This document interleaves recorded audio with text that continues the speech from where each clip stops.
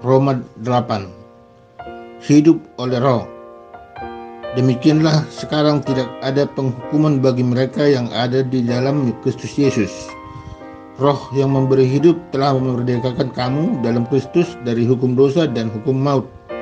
Sebab apa yang tidak mungkin dilakukan hukum Taurat karena tak berdaya oleh daging telah dilakukan oleh Allah dengan jalan mengutus anaknya sendiri dalam daging yang serupa dengan daging, yang dikuasai dosa karena dosa. Ia telah menjatuhkan hukuman atas dosa di dalam daging, supaya tuntutan hukum Taurat digenapi di dalam kita yang tidak hidup menurut daging tetapi menurut Roh. Sebab mereka yang hidup menurut daging memikirkan hal-hal yang dari daging, mereka yang hidup menurut Roh memikirkan hal-hal yang dari Roh. Karena keinginan daging adalah maut, tapi keinginan Roh adalah hidup dan damai sejahtera. Sebab keinginan daging adalah perseteruan terhadap Allah, karena ia tidak takluk kepada hukum Allah. Hal ini memang tidak mungkin baginya. Mereka yang hidup dalam daging tidak mungkin berkenan kepada Allah. Tetapi kamu tidak hidup dalam daging, melainkan dalam Roh. Jika memang Roh Allah diam dalam kamu, tetapi jika orang tidak memiliki Roh Kristus, ia bukan milik Kristus.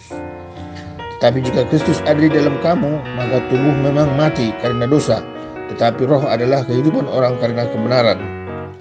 Dan jika roh Dia yang telah membangkitkan Yesus dari antara orang mati diam di dalam kamu, maka Ia yang telah membangkitkan Kristus Yesus dari antara orang mati akan menghidupkan juga tubuhmu yang fana itu oleh Rohnya yang diam di dalam kamu. Jadi saudara-saudara, kita adalah orang berhutang, tetapi bukan kepada daging, supaya hidup menurut daging. Sebab jika kamu hidup menurut daging, kamu akan mati. Tapi jika oleh Roh kamu mematikan perbuatan-perbuatan tubuhmu, kamu akan hidup. Semua orang yang dipimpin Roh Allah adalah anak Allah.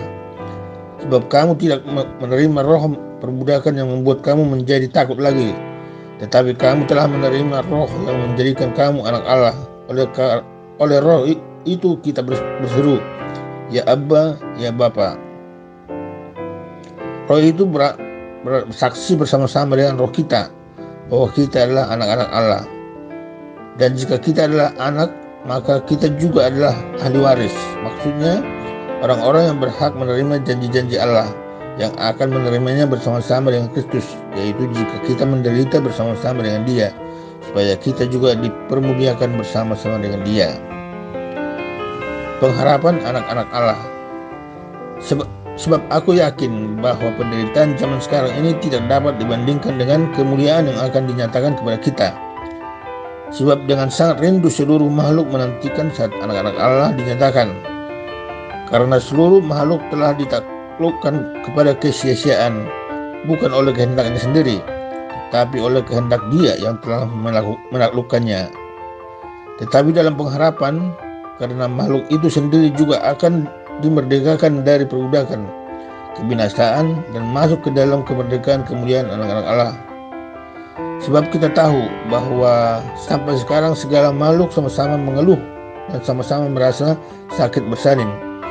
Dan bukan hanya mereka saja, tetapi kita yang telah menerima karunia sulung Roh, kita juga mengeluh dalam hati kita sambil menantikan pengangkatan sebagai anak, yaitu pembebasan tubuh kita.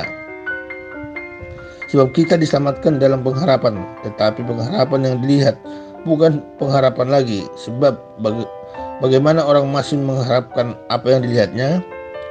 Tetapi jika kita mengharapkan apa yang tidak kita lihat, kita menantikannya dengan tekun. Demikian juga Roh membantu kita dalam kelemahan kita, sebab kita tidak tahu bagaimana sebenarnya harus berdoa, tetapi Roh sendiri berdoa untuk kita kepada Allah dengan keluhan-keluhan yang tak terusapkan. Dan Allah yang menyelidiki hati nurani mengetahui maksud Roh itu, yaitu bahwa Ia sesuai dengan kehendak Allah berdoa untuk orang-orang kudus. Kita tahu sekarang bahwa Allah turut bekerja dalam segala sesuatu untuk mendatangkan kebaikan bagi mereka yang mengasihi Dia, yaitu bagi mereka yang terpanggil sesuai dengan rencana Allah. Sebab semua orang yang dipilihnya dari semula, mereka juga ditentukannya dari semula untuk menjadi serupa dengan gambar anaknya, supaya ia anaknya itu menjadi yang sulung di antara banyak saudara.